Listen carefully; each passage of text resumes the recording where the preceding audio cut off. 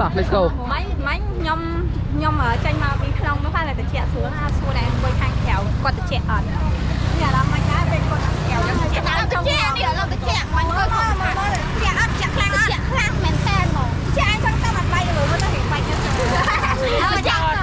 វាចេញចំហាយមកតិចឡើងហើយផ្សាយអូយខាងសុភ័ក្រណែតិចឡើងហើយផ្សាយណាមើលអានោះគ្នាតិចឡើងហើយផ្សាយឡើងហើយផ្សាយ